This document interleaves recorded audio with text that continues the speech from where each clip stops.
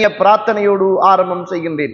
கண்ணியத்திற்கும் பெருமதிப்புக்கும் உரிய இஸ்லாமிய சகோதரர்களே, வாலிபர்களே, அல்லாஹுடைய நல்லடியார்களே, நானும் நீங்களும் தனிமை, கூட்டம், குடும்பம் எதுவாக இருந்தாலும் என்னையும் உங்களையும் படைத்து என்னுடைய உள்ளத்திலும் உங்களுடைய உள்ளத்திலும் மறைத்து வைத்திருக்கிற அத்துணையையும் மறைந்து கொண்டு அவதானித்து கொண்டு கேட்டுக்கொண்டு பார்த்து கொண்டிருக்கின்ற அந்த படைத்த ரப்புல் ஆலமீனை எல்லா சந்தர்ப்பத்திலும் அவன் என்னை பார்த்து கொண்டிருக்கிறான், நான் பேசுவதை கேட்டுக்கொண்டிருக்கிறான் என்ற பய உணர்வோடு இறையச்சத்தோடு நடந்து கொள்ளுமாறு முதலில் அடியேனுக்கும் அடுத்ததாக தாங்களுக்கும் தக்குவாவை கொண்டு உபதேசம் செய்கின்றேன், இறை கட்டளை பிறப்பிக்கின்றேன். கண்ணியத்திற்குரிய இஸ்லாமிய உறவுகளே, அல்லாஹுடைய நல்லடியார்களே, அல்லாஹு தஆலா இந்த உலகத்தில் ஒரு முஸ்லிமுடைய வாழ்வை சிறப்பாக்கி வைத்திருக்கிறான், சீராக்கி வைத்திருக்கிறான். கட்டமைப்புகளோடு அல்லாஹு தஆலா சேர்ந்ததாக அல்லாஹு தஆலா ஆக்கி வைத்திருக்கிறான். சில கட்டளைகளோடு வாழக்கூடியதாக அல்லாஹு தஆலா ஆக்கி வைத்திருக்கிறான். சில கட்டுப்பாடுகளோடு இந்த உலகத்தில் வாழ வேண்டும் என்பதை அல்லாஹ் ரப்புல் ஆலமீன் உலகத்தில் எந்த மதத்திலும் இல்லாத அளவுக்கு இஸ்லாத்திலே அந்த அளவுக்கு இஸ்லாம் என்னையும் உங்களையும் பக்குவப்படுத்துவதை பார்க்கிறோம். அது ஆட்சியாக இருக்கலாம், அதிகாரமாக இருக்கலாம், வாழ்க்கைகளாக இருக்கலாம், குழந்தை வளர்ப்புகளாக இருக்கலாம், கணவன் மனைவியாக இருக்கலாம், ஹலால் ஹராமாக இருக்கலாம், இபாதத்துடைய விஷயங்களாக இருக்கலாம், ஆன்மீக விஷயங்களாக இருக்கலாம், உலகளாவிய விஷயங்களாக இருக்கலாம். எந்த விஷயமாக இருந்தாலும் அந்த எல்லா விஷயத்திலும் இந்த இஸ்லாம் செல்வாக்கு செலுத்துவதை பார்க்கிறோம்.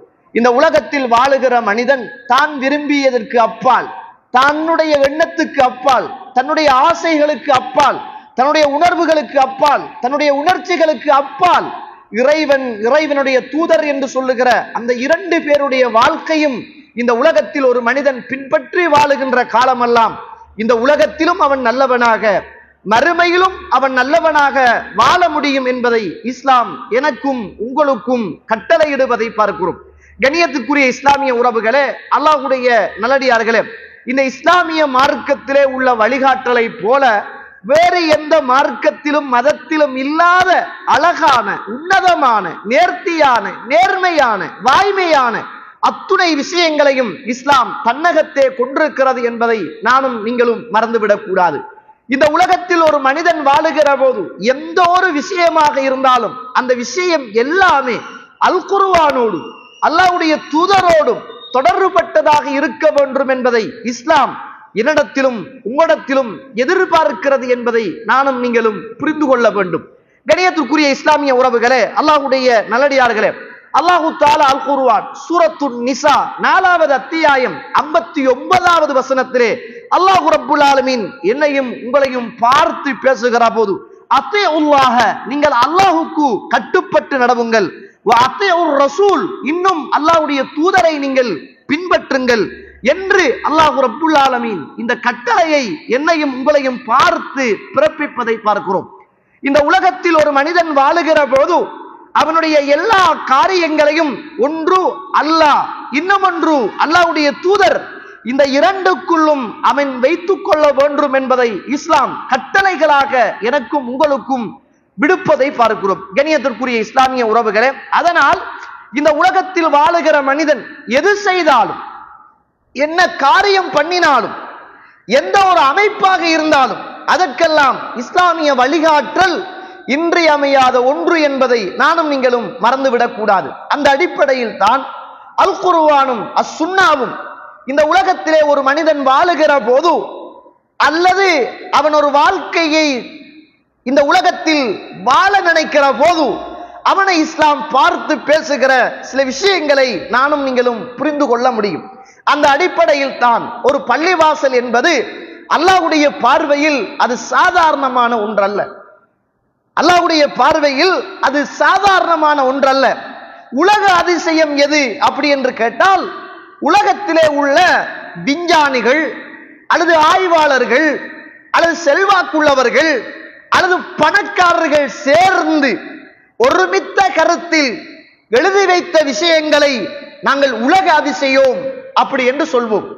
ஆனால் அல்லாஹ்விடத்தில் இந்த உலகத்திலே உள்ள, அல்லாஹ்வுடைய தூதரிடத்தில் இந்த உலகத்திலே உள்ள அதிசயங்கள் எது அப்படி என்று பார்த்தால், அல்லது முதலாவது இந்த உலகத்தில் ஒரு உன்னதமான இடம் அல்லது ஒரு உன்னதமான ஒரு விஷயம் எது என்று கேட்டால் அல்லாஹும் அல்லாஹ்வுடைய தூதரும் சொல்லுகிற பதில் என்ன தெரியுமா? மஸ்ஜித். இரண்டாவது மஸ்ஜித், மூன்றாவது மஸ்ஜித். மூன்று இடங்களிலும் இஸ்லாம் அல்லாஹ்வுடைய ஆலயத்தை தான் ஃபர்ஸ்டும் செகண்டும் தேர்டும் அதே இடத்தில் இஸ்லாம் வைத்து பார்ப்பதை பார்க்கிறோம்.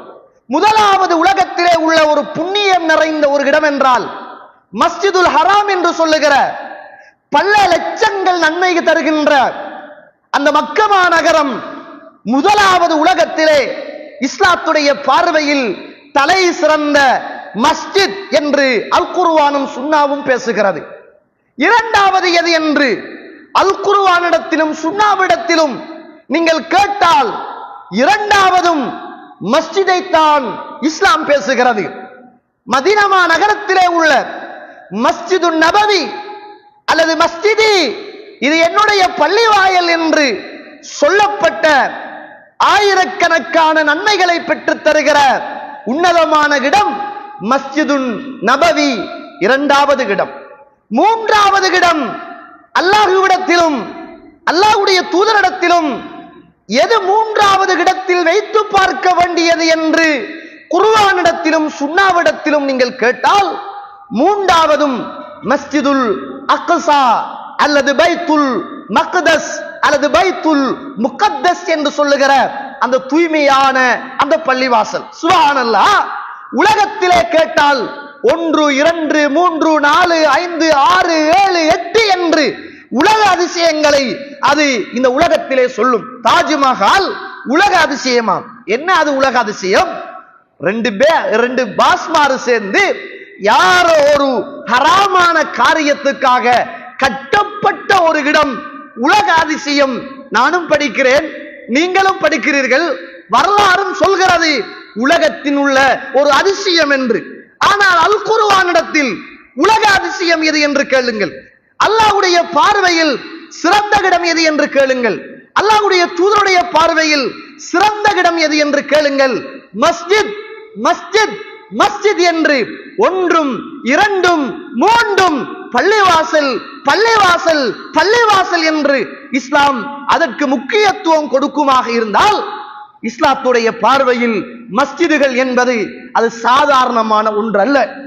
எனவே அல்லாஹ்வுடைய தூதருடைய பார்வையில் உயர்தரமான இடத்தை பெற்ற அந்த மஸ்ஜிதை நிர்வாகம் செய்யக்கூடியவர்களும் சாதாரணமானவர்களாக இருக்க முடியாது.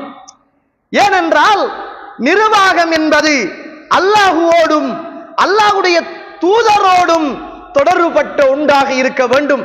தான் விரும்புகின்ற, தான் நேசிக்குகின்ற, செல்வாக்கு உள்ள, அரசியல் உள்ள, ஆன்மீகத்தை மறந்த, மார்க்கத்தை அறியாத, ஊரில் சமூக சேவைகள் செய்கிற, பள்ளி பக்கம் இல்லாத அத்துணை பேரும் ஒரு மஸ்ஜிதுடைய நிர்வாகியாக வர வேண்டும் என்றுதான் இன்று சமூகம் இனம் காணுகிறது, ஆசைப்படுகிறது. ஆனால் அல் குர்ஆன் யார் இந்த மஸ்ஜிதை நிர்வாகம் செய்ய தகுதியானவர்கள் என்று அல் குர்ஆன் பேசுகிறது. என்னுடைய மனோ இச்சைக்கு அப்பால், உங்களுடைய மனோ இச்சைக்கு அப்பால், நம்முடைய கோப தாபங்களுக்கு அப்பால், ஊர் பிரதேச வாதங்களுக்கு அப்பால் அல் குர்ஆன் என்னையும் உங்களையும் பார்த்து இந்த மஸ்ஜிதை நிர்வாகம் செய்கிற எப்படிப்பட்ட தகுதியான மக்கள் இந்த மஸ்ஜிதை நிர்வாகம் செய்ய வேண்டும் என்பதை அல் குர்ஆன் சொல்கிறது. எனவே இந்த இடத்தில் வந்திருக்கிற மக்கள் யாரு யாரையோ தலையில் வைத்துக் கொண்டு வரலாம், அல்லது ஒருவரால் பாதிக்கப்பட்டிருக்கலாம், அல்லது ஒருவருடைய ஏச்சு பேச்சுக்கள் சில நேரம் உள்ளத்தை நோக வைத்திருக்கலாம், அல்லது ரமலானுடைய காலங்களில் ஒரு வார்த்தை பேசினார், நோம்புடைய காலங்களில் ஒரு வார்த்தை பேசினார், ஈத்தம்பளம் தருவதில் என்னை கொஞ்சம் தாமதப்படுத்தினார், குர்பானி கொடுக்குகிற ஊரியா கொடுக்குகிற விஷயத்தில் எங்களை கணக்கெடுக்காமல் போனார், எங்களுடைய விடயங்களில் இவர் அநீதி இழைத்தார் என்ற சுயநலத்துக்கு அப்பால் அல்லாஹுவும் அல்லாஹ்வுடைய தூதரும் யார் யாரை சொல்கிறார்கள் என்பதை அதை சரியாக அறிந்து தெரிந்து ஒரு மஸ்ஜிதுக்கு உரிய ஒரு நிர்வாக சபையை தெரிவு செய்வது, அந்த மஸ்ஜிதை சுத்தி அந்த மஸ்ஜிதை நம்பி வாழுகிற ஒவ்வொரு இஸ்லாமிய குடிமகனின் பண்பு என்பதை மறந்துவிடக் கூடாது.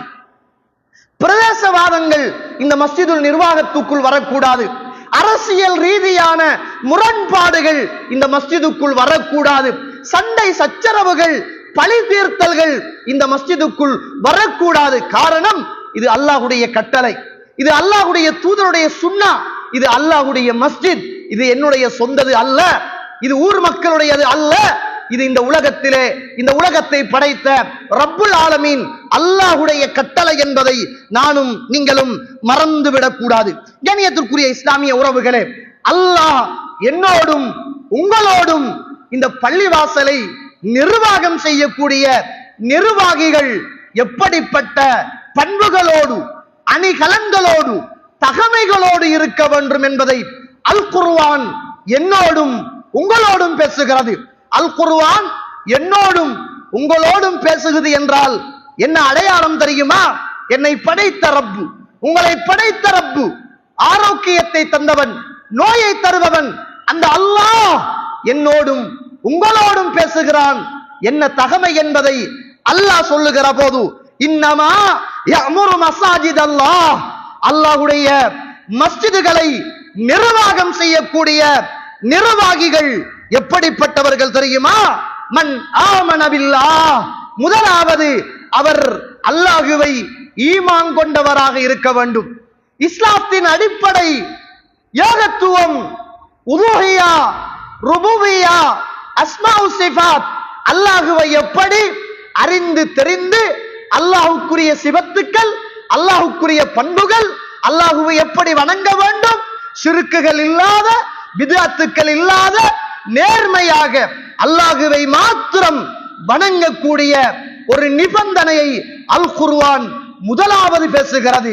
அவர் அல்லாஹ்வை ஈமான் கொண்டவராக இருக்க வேண்டும். அல்லாஹ்வுடைய விஷயத்தில் இந்த உலகத்திலே உள்ள எந்த ஒன்றையும் இணை வைக்காத மனிதனாக இந்த மஸ்ஜிதை நிர்வாகம் செய்யக்கூடிய நிர்வாகி முதலாவது தகமை அல்லாஹ்வை மாத்திரம் அவன் ஈமான் கொண்டிருக்க வேண்டும். அல்லாஹ்வை நம்பினேன் என்பதை, அல்லாஹ்வை நம்பினேன் என்பதை யாராலும் அறிந்து கொள்ள முடியாது அல்லாஹ்வை தவிர. ஆனால் அல் குர்ஆன் இரண்டாவது ஷர்த்தாக, நிபந்தனையாக பேசுகிற போது இரண்டாவது சொல்கிறது, வல் யௌமில் ஆகிர், அல்லாஹ்வை நம்பி அது மாத்திரம் போதாது, அவன் மறுமையையும் நம்பியவனாக இருக்க வேண்டும்.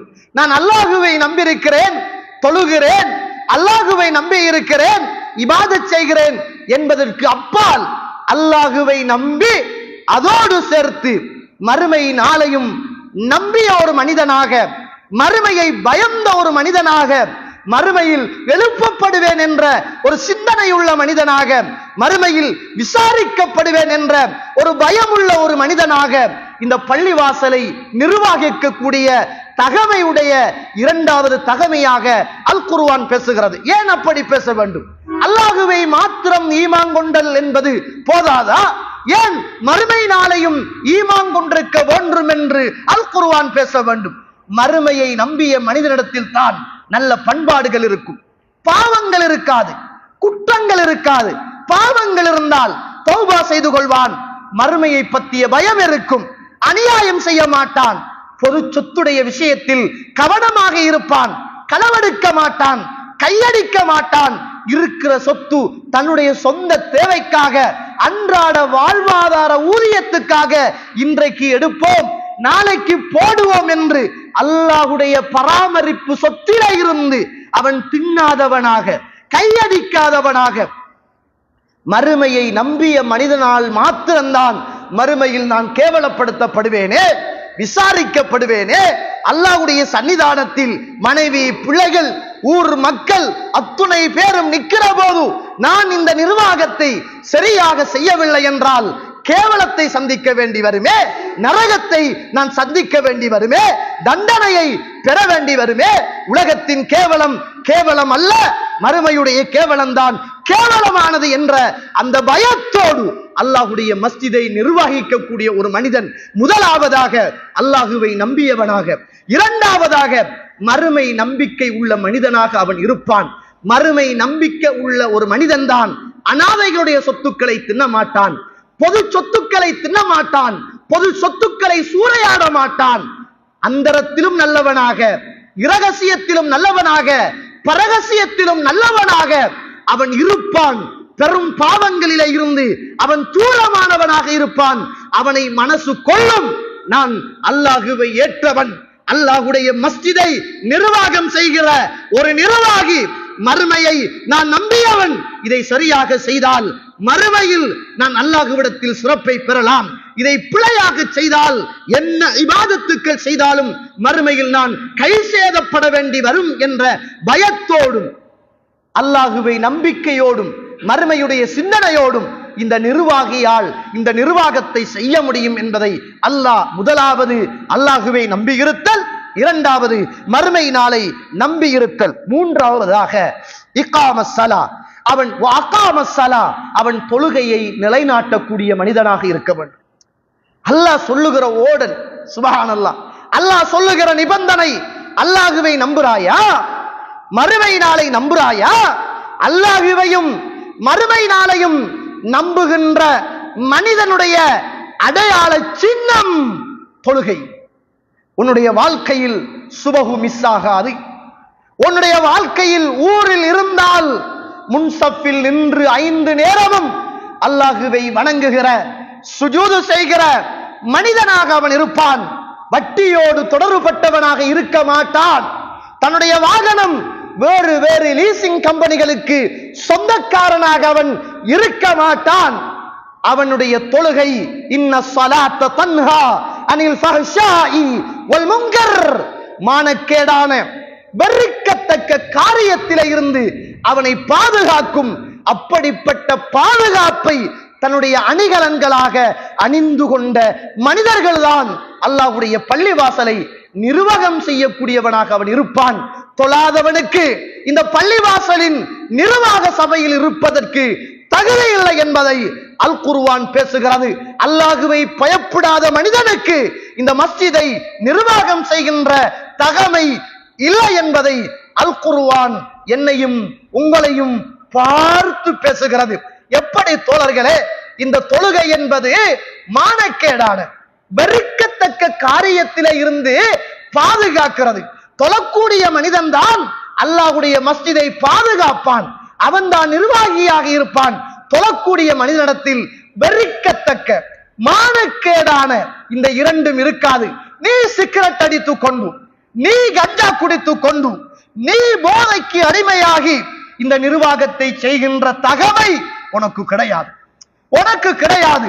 நீ நிர்வாகம் செய்ய வேண்டும் என்றால், அல்லாஹ்வுடைய மஸ்ஜிதை நீ நிர்வகிக்க வேண்டும் என்றால், உன்னிடத்தில் நல்ல பண்பாடுகள், மானக்கேடான வெறுக்கத்தக்க காரியத்திலே இருந்து தூரமாகிய மனிதனாக நீ இருந்தால்தான் இந்த மஸ்ஜிதை நிர்வாகம் செய்ய முடியும் என்பதை அல்லாஹ் விடுகின்ற நிபந்தனை. நாமல்ல தோழர்களே, அல்லாஹ்வுடைய நிபந்தனை. எனவே உங்களிடத்தில் மானக்கேடான இரகசியமான பரகசியமான இரவு நேரத்திலும் பகல் நேரத்திலும் யாருக்கும் தெரிந்தும் தெரியாமலும் மானக்கேடான காரியத்தில் ஈடுபடுகிற ஒரு மனிதன் இந்த மஸ்ஜிதின் நிர்வாகியாக இருக்க முடியாது.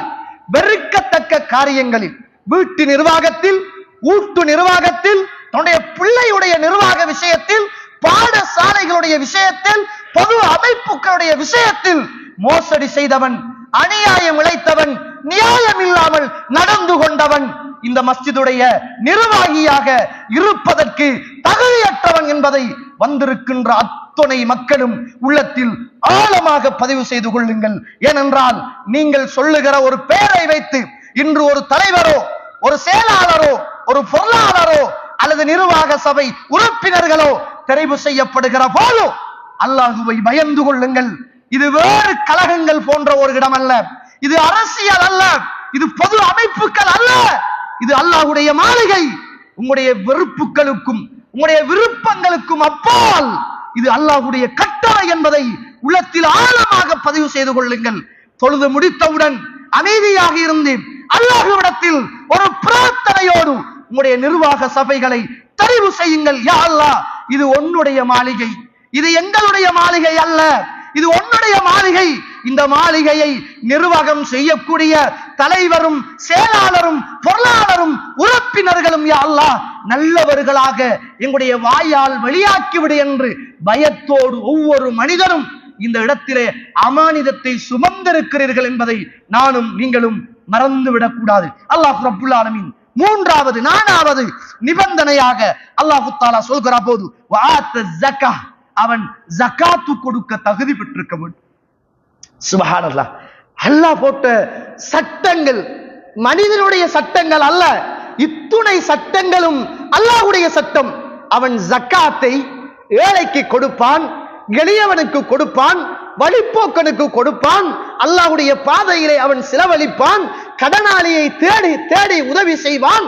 இஸ்லாத்துக்கு வரக்கூடிய வந்த மக்களோடு இரக்கமாக இங்கிதமாக தான் உழைத்த வேர்வை சிந்திய கஷ்டப்பட்ட அந்த பொருளாதாரத்தில இருந்து அல்லாஹ்வுடைய கட்டளை என்ற ஒரே ஒரு காரணத்திற்காக ஊரில் உள்ள ஃபகீர்களையும் மிஸ்கின்களையும் காரிமீன்களையும் ஆமிலின்களையும் அல்லாஹ்வுடைய பாதையிலே போராடுகிற ஃபீ சபீல்களையும் முஅல்லஃபத்துல் குலூப் என்று சொல்லுகிற அந்த இஸ்லாத்துக்கு வரக்கூடிய அல்லது வந்த இஸ்லாத்தை எதிர்க்காத அந்த மக்களுக்கும் தந்த சொந்த பொருளாதாரத்திலே இருந்து அள்ளி அள்ளி அல்லாஹ்வுடைய கட்டளைக்காக வருஷம் தோறும் கொஞ்சம் கூட பிசகாமல் நீதியாக அல்லாஹ் பார்க்கிறான் என்ற பயத்தோடு ஏழைக்கும் எளியவர்களுக்கும் அனாதைகளுக்கும் இல்லாதவர்களுக்கும் கொடுத்துதவக்கூடிய மனிதன் தான் ஒரு மஸ்ஜிதுடைய ஒரு நிர்வாகத்துக்கு தகுதியானவன். காரணம் தந்த சொத்தையே ஏழைக்கு கொடுத்தவன். அல்லாஹ்வுடைய மாளிகையிலே உள்ள சொத்தை தன் புக்கட்டில் போட்டுக் கொள்ள மாட்டான். தந்த சொத்தையே அனாதைக்கு கொடுத்தவன் அல்லாஹ்வுடைய மாளிகையிலே உள்ள சொத்தை சரியாக பயன்படுத்துவான். தந்த சொத்தையே கடனாளிக்கு கொடுத்தவன் அல்லாஹ்வுடைய மாளிகையிலே உள்ள பொருளாதாரத்தை தனக்கு ஒரு கடன் வருகிற போது கைமாறாக எடுத்துக்கொள்ள மாட்டான். அல்லாஹ்வுடைய பாதையில் போராடுகிற மக்களுக்காக செலவு செய்தவன் அல்லாஹ்வுடைய மஸ்ஜிதிலே உள்ள பொருளாதாரத்தை அல்லாஹ்வுக்காக செலவழிப்பதில் கவனமாக இருப்பான். தனக்கோ தன்னுடைய குடும்பத்துக்கோ தன்னுடைய ஆதரவாளர்களுக்கோ அவன் நியாயமில்லாத முறையில் செலவழிக்குகிற மனிதனாக அவன் இருக்க மாட்டான். தன்னுடைய சொந்த பொக்கட்டிலே இருந்து தன்னுடைய சொந்த பொருளாதாரத்திலே இருந்து அல்லாஹ்வுடைய மாளிகைக்கு செலவழிக்குகிற தாவா செய்கிற தாவா பிரச்சாரம் செய்கிற சத்தியத்தை சொல்லுகிற அத்துணை விஷயத்திலும் முன்மாதிரி உள்ள மனிதனாக இந்த மனிதன் இருப்பான் என்பதை அல் குர்ஆன் பேசுகிறது. கண்ணியத்துக்குரிய இஸ்லாமிய உறவுகளே, அல்லாஹ்வுடைய நல்லடியார்களே, இந்த தகுதி அத்துணையும் 4 தகுதிகள் யாரிடத்தில் இருக்கிறதோ அந்த மனிதர்களை நீங்கள் இந்த பள்ளி வாசல்களுடைய நிர்வாக சபைகளுக்கு நிர்வாகிகளாக நீங்கள் தெரிவு செய்யுங்கள். இந்த 4 பண்பும் யாரிடத்தில் உண்மையாக இருக்கிறதோ அவர்கள் இந்த பதவிகளை ஏற்றுக்கொள்ளுங்கள். யாரிடத்தில் இந்த பண்பாடுகளும் இந்த நிபந்தனைகளும் இல்லையோ, இது உலகத்தில் வேண்டுமாக இருந்தால் ஒரு அரசியல் மேடைக்கு ஒரு மாலைக்கு சொந்தக்காரனாக மாறலாம், ஒரு பாடசாலைக்கு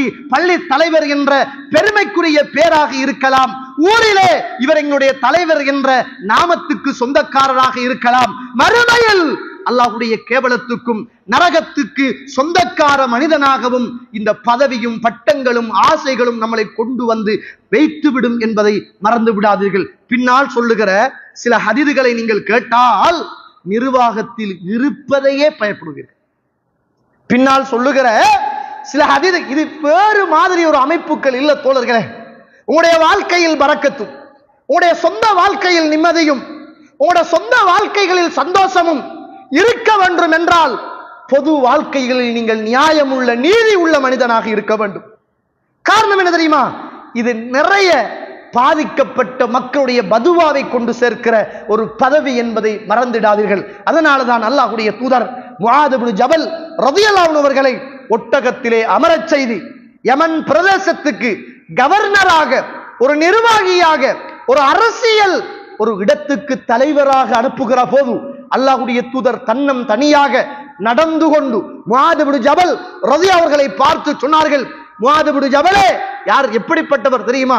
அல்லாஹ்வுடைய தூதரே, இந்த உலகத்தில் உங்களுக்கு ஏதாவது ஒரு உயிர் ஆபத்து வருமாக இருந்தால் அல்லாஹ்வுடைய தூதரே, நாங்கள் உங்களுக்கு சத்திய பிரமாணம் செய்து தருகிறோம், எங்களுடைய உயிர் போனதன் பிறகுதான் உங்களுடைய உயிருக்கு ஆபத்து வரும் யா ரசூலுல்லாஹ், நாங்கள் உயிரோடு இருக்கிற வரைக்கும் யாரும் உங்களை எதுவும் செய்ய முடியாது என்று அன்று சஹாபாக்கள் கொஞ்ச பேர்களாக இருந்து இறை தூதருக்கு பக்கபலமாக இருந்தார்களே, அப்படிப்பட்டவர்களில் முஆத் இப்னு ஜபல் ரலியல்லாஹு அன்ஹு அவர்களும் ஒன்று.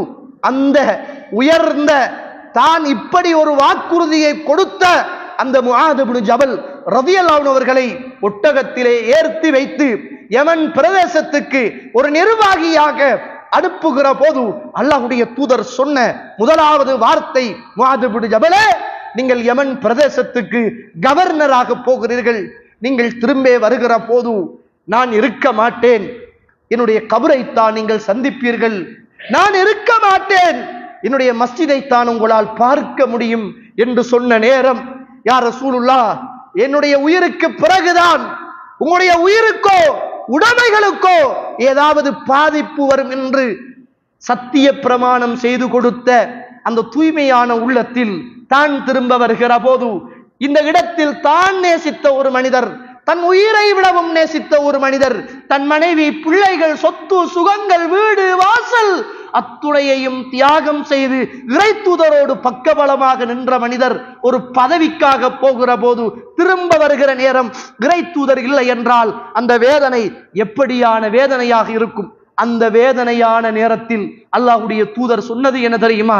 இத்தகி தஅவத்துல் மத்லூம், அநியாயம் இழைக்கப்பட்ட மனிதனுடைய பதுவாவை அஞ்சிக் கொள்ளுங்கள் என.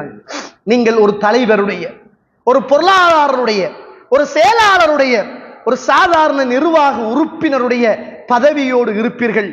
இந்த ஊரில் வாழுகிற மக்கள்கள், கூலி வேலை செய்கிறவர்கள், கஷ்டப்பட்டவர்கள், அனாதைகள், விதவைகள் உங்களிடத்தில் உதவி தேடி வரலாம். உங்களிடத்தில் ஏதாவது ஆதலுக்காக ஒரு போன் பண்ணலாம். கவனமாக இருந்து கொள்ளுங்கள். உங்களுக்கு சாதகமாக பயன்படுத்தி விடாதீர்கள். அல்லாஹ்வை பயந்து கொள்ளுங்கள். அனாதைகள், விதவைகள், ஏழைகள், எளியவர்கள் இருந்தால் உங்களிடத்தில் போன் பண்ணி வீட்டுக்கு வந்து ஏதாவது கொடுங்கள் என்று கேட்க மாட்டார்கள். இல்லாத காரணத்தால் உங்களுடைய வீடு வாசலை தேடி வருகிறார்கள். அவர்களுடைய மானம் அமானிதமானது. எப்ப பார்த்தாலும் இந்த பொம்புல கோல் பண்றா, எப்ப பார்த்தாலும் இவட நடத்த சரியில்லை, எப்ப பார்த்தாலும் இந்த ஆள் சலாம் தான் சொல்றான், எப்ப பார்த்தாலும் உதவிதான் கேட்கிறான் என்று 4 பேரிடத்தில் மானங்களை பரத்தி மறுமையில் அல்லாஹ்வுடைய சாபத்தை பெற்றுக் கொள்ளுகிற அந்த ஒரு நிர்வாகிகளாக நீங்கள் இருந்துவிடக் கூடாது. நீங்கள் ஒரு இடத்துக்கு பொறுப்பாக வருகிறீர்கள் என்றால் ஊரில் உள்ள எளியவர்களும், ஏழை மக்களும், அனாதைகளும், விதவைகளும் நம்பிக்கையோடு காத்திருக்கிறார்கள். உங்களால் ஏதாவது நமக்கு உதவிகள் கிடைக்கலாம், ஒரு இறைச்சி பார்சல் கிடைக்கலாம், ஒரு ஈத்தம்பழம் கிடைக்கலாம், ஒரு அரிசி மூடை கிடைக்கலாம், ஏதாவது உதவி தொகைகள் நமக்கு தருவார்கள் என்ற எதிர்பார்ப்போடுதான் அன்றைய சஹாபிய சமூகமும் இருந்தது. இன்றைய நம்முடைய மக்களும் இருக்கிறார்கள் என்பதை மறந்து விடாதீர்கள். அல்லாஹ்வுடைய தூதர் சுபகுடைய தொழுகைகளில் ஜமாஅத்தோடு தொழுது விட்டிருக்கிற போது அபூ உபைதா அல் ஜர்ரா ரலியல்லாஹு அன்ஹு அவர்கள் ஒரு பிரதேசத்திலே இருந்து ஜிஸியா வரிகளை எல்லாம் அறவிட்டு கொண்டு வந்து இருக்கிற நேரம் அல்லாஹ்வுடைய தூதர் தொழுது முடித்தது மக்கள் எல்லாம் பார்க்கிறார்கள். பின்னால் அபூ உபைதா அல் ஜர்ரா ரலியல்லாஹு அவர்களை பார்த்து கொண்டே இருக்கிறாங்க. முகத்தில சரியான செஞ்சலிப்பு. அல்லாஹ்வுடைய தூதர் அந்த நேரத்துல கேட்டாங்க, என்ன எல்லாரும் சந்தோஷத்துல இருக்கிறீங்க? அபூ உபைதா அல் ஜர்ரா வந்திருக்கிறாரே, அதுவா சந்தோஷம்? ஏதாவது கொண்டு வந்திருப்பாரே, தருவார்களே, இதுவா சந்தோஷம் அப்படின்னு கேட்டாங்க. அப்போது மக்கள் சொன்னார்கள், ஆமா யா ரசூலுல்லாஹ், ஏதாவது தருவார்களே, அதுதான் அந்த சந்தோஷம் என்னாங்க. அப்ப ரசூலுல்லாஹ் சொன்னாங்க, அல்லாஹ் மீது ஆணையாக நீங்கள் எல்லாம் வறுமையில் செத்து விடுவீர்கள் என்று நான் பயப்படவில்லை. உங்களுக்குள் குரோதங்களும் விரோதங்களும் ஒற்றுமை இல்லாத தன்மைகளும் வந்து நீங்கள் பிரிந்து ஒருவருக்கு ஒருவர் அடித்துக் கொண்டு செத்து விடுவீர்களோ என்றுதான் நான் பயப்படுகிறேன் என்றார்கள். ஒரு நிர்வாக தெரிவு என்பது ஒரு ஊருடைய ஒட்டுமொத்த சமூகத்துடைய ஒற்றுமையின் குரல். மறந்து விடாதீர்கள். இது மஸ்ஜித், இது பள்ளிவாசல், பக்குவமான இடம் என்பதை நானும் நீங்களும் மறந்துவிடக் கூடாது. கண்ணியத்திற்குரிய இஸ்லாமிய உறவுகளே, அல்லாஹ்வுடைய நல்லடியார்களே, அல்லாஹ்வுடைய தூதர் ஸல்லல்லாஹு அலைஹி வஸல்லம் அவர்கள் இந்த உலகத்தில் வாழ்ந்த காலம் எழுதி வைத்துக் கொள்ளுங்கள். ஒவ்வொரு குடிமகனும், ஒவ்வொரு நிர்வாகியும் எழுதி வைத்துக் கொள்ளுங்கள். 7146வது செய்தி, புகாரியிலே பதிவு செய்யப்பட்ட செய்தி. அன் அப்துர் ரஹ்மான் இப்னு சமுரா ரலியல்லாஹு அவர்கள் அறிவிக்கக்கூடிய செய்தி. قال لي النبي صلى الله عليه وسلم, அல்லாஹ்வுடைய தூதர் எனக்கு சொன்னார்கள், யா அப்துர் ரஹ்மான் இப்னு சமுரா, அப்துர் ரஹ்மான் இப்னு சமுராவே, லா தஸ்அலில் இமாரா, பதவிகளை நீங்கள் கேட்காதீர்கள். யாரிடத்திலும் எனக்கு பதவி வேண்டும் என்று நீங்கள் கேட்காதீர்கள்.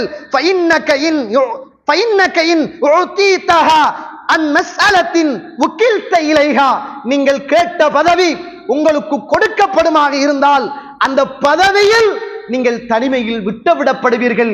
யாருடைய உதவியும் இறைவனுடைய உதவி உங்களுக்கு இருக்காது.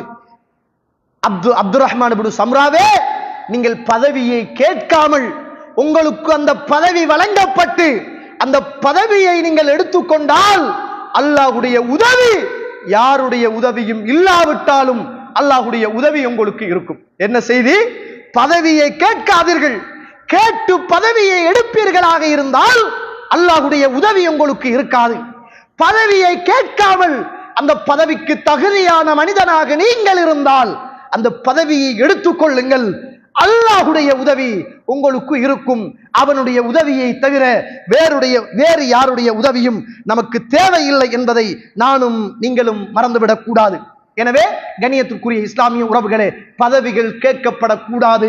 பதவிகள் சுமத்தப்பட்டால் அல்லாஹுவை நம்பி நீதியாக நியாயமாக, இது குடும்பம், இது ஊரான், இவன் வந்தவன், இவன் புதுசா குடியேறியவன், இவன் கல்யாணம் முடிச்சு வந்தவன், இங்க கல்யாணம் முடிச்சு குடும்பம் நடத்துறவன், இங்க தொழில் செய்கிறவன் என்ற ஜாஹிலியத்து நிறைந்த பண்பாடுகளுக்கு அப்பால் என்னுடைய ஊர் மக்கள், எங்களுடைய மஸ்ஜிதை சுற்றி இருக்கிற மக்கள், நாங்கள் எல்லோரும் கொள்கைவாதிகள், நாங்கள் எல்லோரும் குர்ஆனுக்காக, சுன்னாவுக்காக, மார்க்கத்துக்காக ஒன்றுபட்டவர்கள் என்ற சிந்தனை மாத்திரம்தான் இருக்க வேண்டும். இவன் அயல் ஊரான், இவர் இந்த ஊரார், இவர் அந்த ஊரார், இவர் இப்படிப்பட்டவர் என்ற சிந்தனைகளுக்கு அப்பால் இந்த ஊரில் உள்ள எல்லா மக்களும் இந்த பள்ளிவாசலுக்கு சொந்தமானவர்கள் என்ற சிந்தனையோடு ஜாகிலியத்துடைய பண்பாடுகள் அற்ற நல்ல நிர்வாக தெரிவுகள் இன்றைய ஹுத்துபாவின் பிறகு நடைபெறுவது மிக பிரதானமானது என்பதை நானும் நீங்களும் மறந்துடக்கூடாது. பாருங்க, முஸ்லிமில 3729வது செய்தி. இந்த செய்தியை பாருங்க, சுபஹானல்லாஹ். அபூ தர் ரலியல்லாஹு அவர்கள் எப்படிப்பட்ட ஒரு நபித்தோழர், எப்படிப்பட்ட ஒரு நபித்தோழர், சாதாரணமானவர் அல்ல, ஒரு நபித்தோழர். அபூதர்ரே, இந்த பூமியில் நீங்கள் தனிமையில் தான் வாழ்வீர்கள், இந்த பூமியில் நீங்கள் தனிமையில் தான் மரணிப்பீர்கள், நாளை மறுமையில் நீங்கள் தன்னம் தனியாக எழுப்பப்படுவீர்கள் என்று இறை தூதர் ஊடாக முன்னறிவிப்பு செய்யப்பட்டு தனிமையில் வாழ்ந்து தனிமையில் மரணித்து போன மிக பேணுதலான ஒரு மனிதர் ஒரு தடவை அல்லாஹ்வுடைய தூதர்கிட்ட வந்து, யா ரசூலுல்லாஹ், அல்லாஹ்வுடைய தூதரே, ஏன் யா ரசூலுல்லாஹ் என்னை நீங்கள் ஒரு பதவிக்கு அமர்த்த கூடாது? ஏன், என்ன காரணம்? என்னை ஒரு பதவி தரமாட்டேன் என்று சொல்கிறீர்கள், ஏன் அமர்த்த கூடாது யா ரசூலுல்லாஹ் அப்படின்னு கேட்டாங்க. அப்ப ரசூலுல்லாஹ் ஸல்லல்லாஹு அலைஹி வஸல்லம் அவர்கள் அபூ தர் அல் கிஃபாரி ரலியல்லாஹு அன்ஹு அவர்கள் இஸ்லாத்துக்காக பல தியாகம் செய்தவர்கள். ஒரு மாசம் 2 மாசம் உணவுகள் இல்லாமல் ஜம்சம் தண்ணீரை மாத்திரம் குடித்துக் கொண்டு காவிர்கள் அடிக்கிறார்கள் என்பதற்காக காபாவுடைய சீலைக்குள் மறைந்து கொண்டு இந்த இஸ்லாத்தை ஏற்றுக்கொண்ட ஒரு மாமனிதராக இந்த உலகத்தில் திகழ்ந்த ஒரு நபித்தோழர் அபூ தர் ரலியல்லாஹு அன்ஹு அவர்கள் ரசூலுல்லாஹ் சொன்னாங்க, யா அபூ தர், அபூ தர்ரே, இன்னக தஈஃப், நீங்கள் ஒரு பலவீனமானவர். நான் பின்னால ஒரு செய்தி சொல்லுவேன். மஸ்ஜிதை நிர்வகிக்கக்கூடியவர் வலம் யஹ்ஷ இல்லல்லாஹ், அல்லாஹுவை தவிர அவர் வேறு யாருக்கும் அவர் பயப்படக்கூடாது. 5 நிபந்தனைகள். அல்லாஹுவை ஈமான் கொள்ளுதல், மறுமை நம்பிக்கை இருத்தல், தொழக்கூடியவராக இருத்தல், ஜக்காத்து கொடுக்கக்கூடிய மனிதராக இருத்தல், வலம் யஹ்ஷ இல்லல்லாஹ், அல்லாஹுவை தவிர வேறு யாருக்கும் பயப்படாத மனிதராக இருக்க வேண்டும். இப்ப இவனை எதிர்த்திட்டம்டா அடுத்த 3 வருஷத்துல நம்மளை இவன் தலைவராக தெரிவு செய்ய மாட்டான். இப்ப நம்ம இவங்களுக்கு சாதகமா சொன்னா நிர்வாகத்தில் எப்பையும் இருக்கலாம் என்ற சிந்தனைகளுக்கு அப்பால் பயம், வலம் யஹ்ஷ இல்லல்லாஹ், பயம்தான் உனக்கல்ல, உன் சொத்துக்கல்ல, உன் வீடு வாசல் மனைவி மக்கள் பிள்ளைகளுக்கல்ல. நான் அல்லாஹுவை நம்பி பதவி எடுத்தவன், அல்லாஹுடைய உதவி எனக்கு இருக்கும், நான் இந்த தலைமை என்று சொல்லுகிற நிர்வாகம் என்று சொல்லுகிற இந்த விஷயத்தில் வலம் யக்ஷ இல்லல்லாஹ், அல்லாஹுவை தவிர யாருக்கும் நான் பயப்பட மாட்டேன் என்ற ஒரு பயமில்லாத மனிதராக இந்த தலைமை பதவிக்கு அவர் தகுதியானவர் என்பதை குர்ஆன் சொல்கிறது. ரசூலுல்லாஹ் சொன்னாங்க, யா அபூதர், அபூதர்ரே, இன்னக தஈஃப், நீங்கள் ஒரு பலவீனமான ஒரு மனிதர். வ இன்னஹா அமானா, பதவி என்பது ஒரு அமானிதம், பதவி என்பது ஒரு அமானிதம். வ இன்னஹா யௌமல் கியாமத்தி ஹிஸ்யும் வ நதாமா, நாளை மறுமையில் இந்த பதவி என்பது கேவலத்தையும், நாளை மறுமையில் இந்த பதவி என்பது இழிவையும் உங்களுக்கு கொண்டு சேர்த்து விடும். எனவே இந்த பதவியை நீங்க கேட்காதங்கப்பா என்று அல்லாஹ்வுடைய தூதர் எச்சரித்த ஒரு பதவிதான் இந்த நிர்வாக பொறுப்பு என்பதை மறந்துடாதங்க. குளிக்க போய் சேத்த பூசின மாதிரி நம்மள தகுதி இல்லையா, வந்தோமா, தொழுதோமா, நடக்கிற தவா விஷயங்கள்ல கலந்து கொண்டோமா, ஒரு ஒதுக்குப்புறமா இருந்தோமா, தௌபா செய்தோமா, வணங்கினோமா, இருக்கிறத ஏழைகளுக்கு கொடுத்தோமா, அல்லாஹுக்காக வாழ்ந்து ஒரு மூலையில மௌத்தாகிட்டு போறதுதான் நமக்கு நல்லதிலும் நல்லது. தகமை இருக்குதா, நேர்மையாக நடப்பீங்களா, பழி வாங்க மாட்டீர்களா, அல்லாஹ்வுடைய சொத்துடைய விஷயத்தில் பேணுதலாக இருக்க முடியுமா, அநியாயம் இழைக்க மாட்டீர்களா, பாவங்கள் செய்ய மாட்டீர்களா, உங்களுடைய சொந்த வாழ்க்கையிலும் அம்பலத்திலும் அந்தரங்கத்திலும் நியாயமான மனிதனாக உங்களால் வாழ முடியுமா? நீங்கள் இந்த பதவியை எடுவுங்கள், அல்லாஹ்வுடைய உதவி உங்களுக்கு இருக்கும். இல்லை என்றால் மறுமையிலும் கை சேதம் என்பதை நானும் நீங்களும் மறந்துவிடக் கூடாது. எனவே கண்ணியத்திற்குரிய இஸ்லாமிய உறவுகளே, அல்லாஹ்வுடைய நல்லடியார்களே, அப்படிப்பட்ட பண்பாடுகள் உள்ள, அப்படிப்பட்ட அல்லாஹ் சொல்லுகிற நிபந்தனைகள் உள்ள நல்ல சாலிஹான மக்கள் இந்த பள்ளி வாசலுக்கு தகுதியானவர்கள் என்பதை நீங்கள்தான் இன்று பொறுப்பாளிகள். ஊர் மக்களாகிய நீங்கள் தான் அதற்கு தகுதியானவர்கள். எனவே சொந்த கோபதாபலுக்களுக்கு அப்பால் அல்லாஹ்வுடைய மாளிகை என்ற அந்த எண்ணத்தோடு நாம் இந்த நிர்வாக தெரிவை செய்ய வேண்டிய பொறுப்பு நம் அனைவருக்கும் இருக்கிறது என்பதை நானும் நீங்களும் மறந்துவிடக் கூடாது. அல்லாஹு தாலா அப்படிப்பட்ட நல்ல நிர்வாக சபையை இந்த பள்ளிவாசலுக்கும் இந்த ஊர் மக்களுக்கும் அல்லாஹ் கொண்டு சேர்க்க போதுமானவன். வாஹர் தவ்வானா அல்ஹம்துலில்லாஹி ரப்பில் ஆலமீன். அல்ஹம்துலில்லாஹி ரப்பில் ஆலமீன். வஸ்ஸலாத்து வஸ்ஸலாமு அலா அஷ்ரஃபில் முர்சலீன் வ அலா ஆலிஹி வ அஸ்ஹாபிஹி அஜ்மஈன். அம்மா பஅத். கண்ணியத்திற்குரிய இஸ்லாமிய உறவுகளே, அல்லாஹ்வுடைய நல்லடியார்களே, நிர்வாகம் என்பது அது ஒரு அமானிதம். நிர்வாகம் என்பது தகுதி இல்லை என்றால் மறுமையில் கேவலம். நிர்வாகம் என்பது மற்றவர்களுடைய பதுவாவை நமக்கு பெற்று தருகின்ற, நியாயம் இல்லாமல் நடந்தால் அதுக்கு தகுதியான மனிதனாக மாறுவது என்பதை குர்ஆனிலும் சுன்னாவிலும் இருந்து பார்த்தோம். அந்த நிர்வாகத்துக்கு தகுதியான மனிதர்கள் 5 நிபந்தனைகளை குர்ஆன் சொல்கிறது.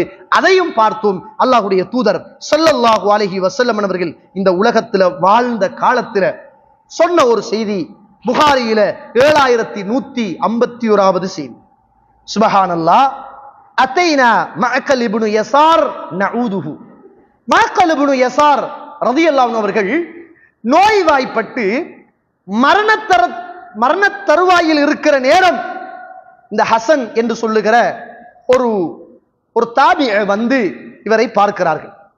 பார்க்கிற நேரத்தில் அவர் சொல்றார், ஃபதகல அலைனா உபைதுல்லா, எங்களிடத்தில் உபைதுல்லா அப்படியே வந்தாங்க.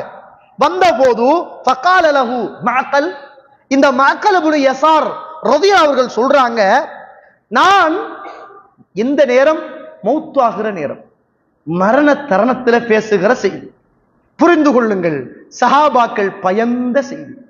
மரண தருணத்தில் இருக்கிற போதும் மஅக்கல் இப்னு யஸார் ரலியல்லாஹு அவர்கள் துடியாய் துடித்துக் கொண்டிருக்கிறார். அந்த ஊரிலே உள்ள ஒருவர் வந்து அவரை நோய் நலம் விசாரிக்க வருகிறார். அந்த நேரத்தில் மஅக்கல் இப்னு யஸார் மரண தருவாயில் இருந்த அந்த மாமனிதர் பேசுகிறார், அல்லாஹ்வுடைய தூதர் உங்களுக்கு சொன்ன ஒரு செய்தியை நான் சொல்லி தரட்டுமா? என்ன அப்படின்னு கேட்கிறாங்க.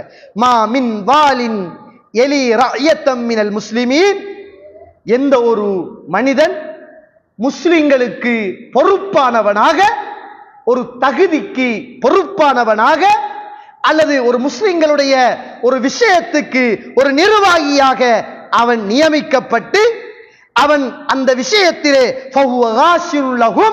அவன் நீதி நியாயம் இல்லாத அநியாயம் இழைத்த மனிதனாக எவன் மௌத்தாகிறானோ, இல்லா ஹர்ரமல்லாஹு அலைஹில் ஜன்னah. அவனுக்கு அல்லாஹ் நரகத்தை ஹராமாக்கி விடுகிறான். நஅூது பில்லாஹி.